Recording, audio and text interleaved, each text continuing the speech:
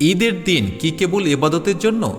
মসজিদে নববীর চত্বরে সুদানীদের বর্ষা ও ঢালের খেলা দেখার অনুমতি দিয়েছিলেন খোদ রাসূলুল্লাহ সাল্লাল্লাহু আলাইহি সাল্লাম। ইসলামে বিনোদনের ভারসাম্যপূর্ণ নিয়মটি দেখুন সহিহ বুখারী গ্রন্থের 950 নম্বর হাদিসে। আয়েশা রাদিয়াল্লাহু আনহা হতে বর্ণিত, আর ঈদের দিন সুদানীরা বর্ষা ও ঢালের খেলা করত।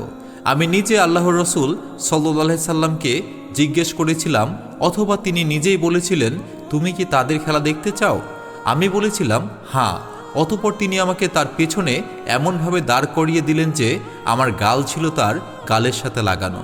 তিনি তাদের বললেন, তোমরা যা করছিলে তা করতে থাকো, হে আবু আরফিদা।